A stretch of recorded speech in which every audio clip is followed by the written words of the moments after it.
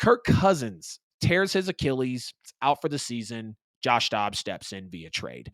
And you want to go ahead and get to the question of how well will Josh Dobbs actually do in the back half of the year for the Minnesota Vikings. And when you just take a look at what Josh Dobbs has done so far this season for the Cardinals, that's why I wasn't very confident about Minnesota going ahead and grabbing him. Josh Dobbs, 63% completion on the year, 1,569 yards, 8 touchdowns, 5 picks. Obviously came into the league in 2018 with the Steelers. Of course, he goes and plays for the Titans, now with the Cardinals, and is going to be going over and playing for the Minnesota Vikings. I mean, his best game this year was 2 touchdowns, no interceptions. And it's not even that I'm just sitting here rolling through the stats, judging the type of player that he is.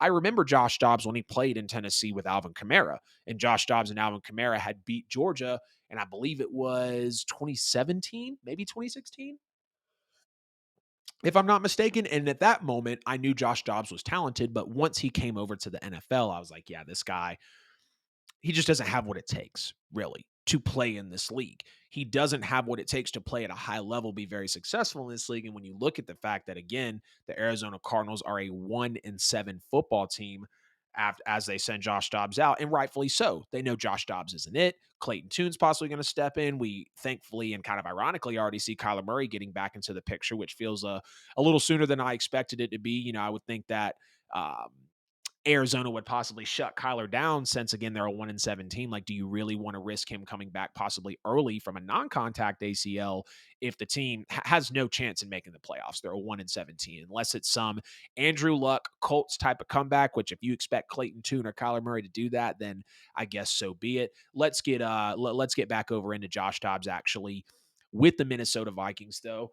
It's not even a lateral remove, like I said just a minute ago. It's clearly a downgrade here, and that's going to be a given when you're losing a Kirk Cousins, when you're having to bring someone in to replace him at this point in the season. But when you even go and look at the Vikings' schedule, so for the rest of the year, at Falcons, hosting the Saints, at Broncos, hosting the Bears, at Raiders, at Bengals, hosting the Lions, hosting the Packers, and then at Lions to end the year. The games on this schedule that bother me for them are both matchups against the Lions, the Bengals, maybe the Broncos, the way that they just played. Maybe they've turned a possible corner. We're talking about them later in the show. And then also the Minnesota Vikings, or not the Minnesota Vikings, Lord, my New Orleans Saints. The Saints, that defense is going to be able to see that defense is going to be able to see this Vikings offense, talking about the Saints with no Kirk Cousins. Then you're talking about the Bengals seeing this team with no Kirk Cousins. Then the Lions twice, obviously once at home, once on the road. So I would say the Saints, Bengals, Lions twice, and possibly the Broncos are going to be the games to really fret about here. Could they beat the Falcons? Yeah. Could they beat the Bears? Yeah. Could they beat the Raiders? Yes, absolutely. Could they beat the Packers? Absolutely. We just saw them do it, but we could also see the Packers being a divisional rival, winning that football game as well. So I don't see Minnesota at this point in the year with them holding that record of 4-4. I can't see them being above 500 football team. This is possibly a 6-8 win football team at this point.